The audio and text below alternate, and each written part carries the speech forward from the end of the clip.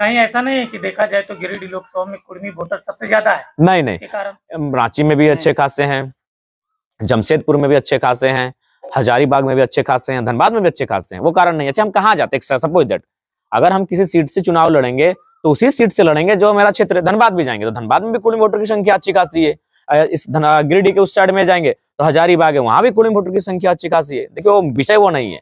कोई भी प्रत्याशी जो उतरता है वो उसी लोकसभा में उतरता है जिस लोकसभा का वो हो। तो ये मेरा लोकसभा है, इसलिए इसमें किंतु परंतु भ्रम की बातें, इधर उधर की बातें ना करने के बजाय केवल आप इस बात को फोकस करें कि ये मेरा जन्म का लोकसभा है, ये मेरे कर्म का लोकसभा है, ये मेरे पिताजी का लोकसभा है, ये मेरे दादाजी का लोकसभा है। उसी लोकसभा से जरा महत्व आया है। जिस तरह से देखा जाए तो जितने भी 75 साल में विधायक सांसद हुए, कभी किसी ने ऐलान नहीं किया कि हम अपना वेतन का 25% डोनेट कर देंगे। पर आप खुले नहीं, 25 रखेंगे, 75 डोनेट करेंगे। हाँ। बिल्कुल अडिग हैं। और मैं वचनबद्ध होकर कहता हूं, आप तमाम मीडिया बंधुओं के सामने कहता हूं कि जब 1 तारीख आएगी, जब मेरा वेतन मेरे अकाउंट में चढ़ जाएगा, आप मीडियाओं को मैं बुलाऊंगा। जिस प्रकार आज हम लोग कुर्सी में बैठे हैं, हमारे बगल में हमारे वरीय उपाध्यक्ष, हमारे केंद्र सचिव बैठे हैं, ठीक उसी प्रकार हमारा एक पैनल होगा। हम इधर बैठेंगे और उधर मीडिया के बंधु बैठेंगे और ठीक बगल में जिनको वो डोनेशन हम लोग देंगे, यानी आपके सामने ये हम अपना बैंक अकाउंट इस प्रकार खोल के दिखाएंगे कि देखिए इस महीने का तारीख, ये देखिए बगल में कहाँ से आया है, ये पेमेंट मेरा एंट्री हो चुका है। यदि चेक होगा तो चेक काट के देंगे, यदि फोन पे होगा तो फोन पे से देंगे, या फिर जो भी माध्यम होगा उस माध्यम से बिल्कुल ऑन दी स्पॉट दिया जाएगा। जयराम जी, अगर राजनेता की बात करें तो उसके दिमाग में आता है कि वो कुर्ता पैजामा पहनते हैं, और आप हमेशा से कहते आए हैं कि हम राजनीति में बदलाव लाएंगे।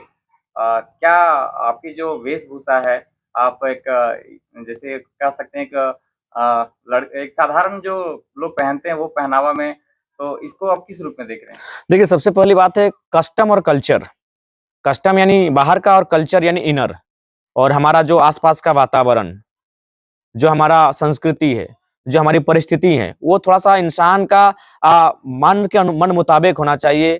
तो मेरा मानना है कि जो हमारा कस्टम है वो कहीं ना कहीं दिखावे के लिए नहीं होना चाहिए। हमारा जो कल्चर है वो दिखावे का नहीं होना चाहिए। वो इंटरनल हम कैसा मानते हैं उसको, और उस कस्टम को पढ़ने बाद इंटरनल फीलिंग्स हमारी क्या होती है। मान के चलिए हम बंडी पहन लिए, या फिर मान के चलिए हम नेताओं वाला परिधान पहन लिए, लेकिन मेरा इनर फीलिंग्स उसको सेटिस्फाइड नहीं करता है, तो फिर मेरा नहीं मानना है कि दुनिया को दिखाने के लिए अपने अपने कैरेक्टर से क्या समझौता क्यों करना।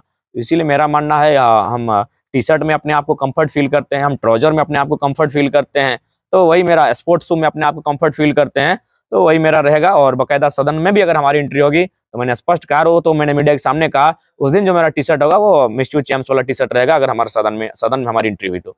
आप छात्र नेता रहे हैं, आंदोलनकारी रहे हैं, और अब राजनीति में आप एंट्री ले लिए हैं, तो वर्तमान में अगर देखा जाए तो राजनीति को, भारतीय राजनीति को, अभी वर्तमान भारतीय राजनीति को किस रूप में देखें? देखिए, आप थोड़ा सा जब भारतीय राजनीति पर आप सवाल करेंगे तो थोड़ा सा मैं एक तर्क और एक दार्शनिक विचार और तथ्य के साथ अपनी बातों को रखना पसंद करूंगा, और उससे क्या है कि बहुत कुछ लोगों की भावनाओं को थोड़ा सा आहत हो सकता है।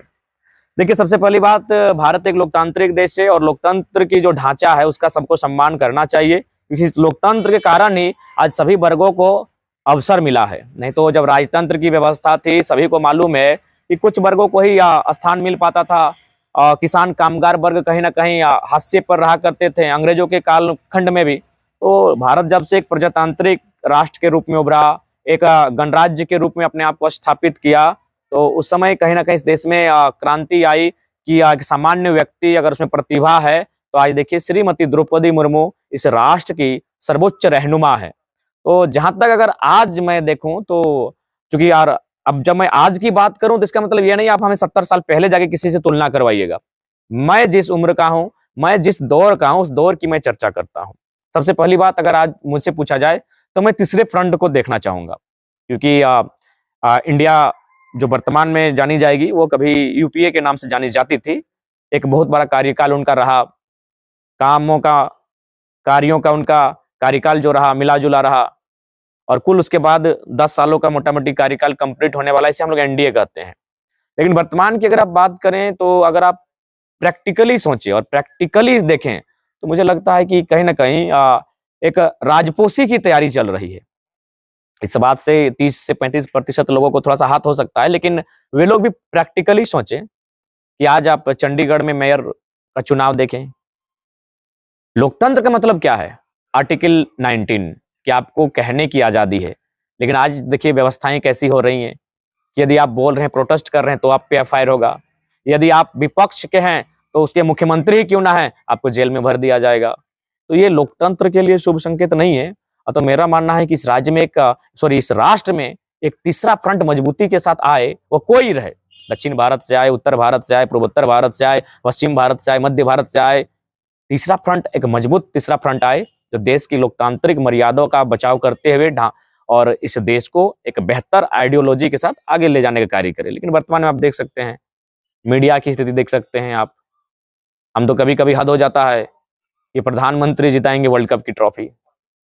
गिरिडीह लोकसभा में देखा जाए तो हमेशा बाहरी लोग ही संसद बने हैं। वैसी स्थिति में आप गिरिडीह लोकसभा से चुनाव लड़िएगा तो ये चुनौती नहीं होगा आपके लिए? देखिए, चुनौती रहेगा। जहां तक प्रश्न है, बिल्कुल आपका प्रश्न ये है कि मैंने आप इस थोड़ा सा बाहरी जो शब्द कहें उसको थोड़ा सा हम अलग तरीके से डिफाइन करते हैं। एक बाहरी का मतलब है कि जो झारखंड के नहीं है, लेकिन आपके जो बाहरी शब्द आया इसका मतलब यह है कि वो उनका यहाँ वोटर आईडी नहीं था, तो वो झारखंड के ही थे। जैसे माननीय चंद्र प्रकाश चौधरी जी झारखंड के ही हैं, इससे पहले सरफराज अहमद जी रह चुके हैं, वो भी झारखंड के ही हैं, बट इस लोकसभा के नहीं है। जैसे टिकलाल बाबू रहे, आज नहीं रहे, उनको नमन करते हैं, बट यहाँ गिरिडीह लोकसभा में उनका वोटर आईडी नहीं था। तो उस हिसाब से अगर देखा जाए, रविंद्र पांडे जी की अगर बात करें तो भले उनका वोटर कार्ड है, लेकिन वो इस राज्य के नहीं है। तो अगर उस कुल मिलाकर जो हम लोग स्थानीय की बात कहें, झारखंडी लोग लड़े हैं, लेकिन स्थानीय लोग जो यहाँ इसी मिट्टी के हैं, जिनके पूर्वजों की यहाँ मिट्टी रही, वो यहाँ से कभी नेतृत्व नहीं कर पाए हैं। तो ऐसे हिसाब से अगर देखा जाए तो शायद ये पहला अवसर होगा जब गिरिडीह लोकसभा के अंतर्गत जिसका पुरखेनी गांव है, पुरखेनी परंपरा है, पुरखेनी परिवार है, मुझे लगता है शायद हम ये पहला शख्स होंगे जो इस गिरिडीह लोकसभा में एक मजबूत प्रत्याशी के रूप पर, और अगर जीत जाते हैं तो, क्योंकि अगर आप रिजल्ट नहीं होता तो जगन्नाथ बाबू भी इसी गिरिडीह लोकसभा के अंतर्गत थे जो 2 बार अच्छे वोटों से हार गए। अगर जीत जाते हैं तो आप उसको गिन सकते हैं कि इस गिरिडीह लोकसभा में 1952 के बाद जब से आम चुनाव हुए हैं, शायद एक मैं जोड़ देता हूं क्योंकि मुझे थोड़ा इतिहास मैंने कभी चेक नहीं किया, लेकिन फिर भी मैं एक शायद लगा कहता हूं कि शायद प्रथम मैं एमपी बनूंगा अगर जीत गया तो, जो शायद गिरिडीह लोकसभा में उसका पुरखेनी गांव है। कोई राम मंदिर के नाम से वोट मांगेगा तो कोई अभुआवास के नाम से। राम मातो किस मुद्दों को लेकर वोट मांगेगा? हाँ, हमारा मुद्दा होगा पलायन का, हमारा मुद्दा होगा विस्थापन का, हमारा मुद्दा होगा झारखंडियत का, और हमारा मुद्दा होगा बेरोजगारी का। आज अगर गिरिडीह लोकसभा की अगर आप बात करते हैं तो मैं आपके चैनल के माध्यम से बताना चाहूंगा, ये गिरिडीह का टाउन, वहाँ लगभग अनुमान मानते हैं 2 से 2.5 हजार छोटे छोटे फैक्ट्रियां, मैन्युफैक्चरिंग जहां से प्रोडक्शन होता है, वो कंपनियां हैं। आप अगर माइंस की बात करें तो आपका यही तेतुलमारी से माइंस शुरू होता है गिरिडीह लोकसभा में, जिसमें आपका तेतुलमारी आता है, आप कुछ लोयाबाद साइड का पीछे साइड का हिस्सा आता है, टाटा सिजवा का हिस्सा आता है, बेलाटांड का हिस्सा आता है, फिर उधर आपका मुरलीडीह, छतरुटा, मोहदा साइड का हिस्सा आता है, वो बहुत बड़ा हिस्सा आता है। फिर उसके बाद आप चले जाते हैं सीधे दुगदा चले जाते हैं, फिर आप चंद्रपुरा को क्रॉस करते हैं, आप बेरमो चले जाते हैं और गोमिया के आसपास के क्षेत्रों में चले जाते हैं, जहां आपको फिर टीटीपीएस मिलेगा, सीटीपीएस मिलेगा, आपको बीटीपीएस मिलेगा, और ऐसे बहुत सारे हमारे पास कंपनियां हैं, माइंस की हैं, कोल्स की हैं, जहां से रोजगार का साधन जो है वो सृजन हो सकता है। लेकिन हो नहीं पाने का कारण ये है कि चूंकि मैं 2 साल का मेरा अनुभव रहा, हमारे जो लीडर हैं उसमें आप एमपी, एमएलए, पूर्व को भी इंक्लूडिंग कर सकते हैं, कुछ दबंग लोग इंक्लूडिंग कर सकते हैं, लगभग वहां से उनको 15-20 लाख रुपया चंदा जाता है। अगर वो अपने चंदे की, धंधे की राजनीति को बंद कर देंगे तो मुझे लगता है जो भी फैक्ट्रियां हैं, माइंस हैं, वहां बहुत सारे एवरेज कहीं 50 कहीं 100 की संख्या में रोजगार का नया रोजगार सृजन हो सकता है। जयराम जी, आप अपने भाषणों में पिछले 2 साल और 2.5 साल से मैं देखा हूँ, सुना हूँ कि हर एक जो नेता, मंत्री, विधायक रहे हैं, आप हमेशा टारगेट किए हैं, उनको बोले हैं कि भ्रष्ट हैं, चोर हैं, लूटते हैं, उसने शोषण किया है झारखंड को। नेता है, नेता के नाम से यानी शोषण हो रहा है। जब भी शोषण का बात आता है तो नेता करते हैं, और आप भी नेता ही हैं, नेता ही बनने जा रहे हैं। अगर आप जीते हैं चुनाव तो आप भी नेता बनेंगे, तो आप इसको किस रूप में देख रहे हैं? आप देखिए, हम लोग क्या, मैंने आपको शुरू से कहा कि हम लोग एक दार्शनिक सोच के हैं, जो भौतिकवाद की दुनिया से थोड़ा सा ऊपर उठकर बात कर सकते हैं, थोड़ा सा ऊपर उठकर सोच सकते हैं इसीलिए जो जो चीजें हमें लुभा सकती हैं, लुभाने के लिए क्या है, महंगी महंगी गाड़ियां, महंगे कपड़े, महंगे खान पान, महंगा लाइफ स्टाइल, तो वो हमें लुभा नहीं सकते हैं, क्योंकि हम लोग दार्शनिक सोच के हैं। मैं आपको बता रहा हूं, जब मैं बहुत कम उम्र का था तो मैं अपनी नानी से सवाल पूछा करता था कि नानी, क्या एक दिन सब मर जाएंगे? क्या हम सभी एक दिन मर के इस दुनिया से चले जाएंगे?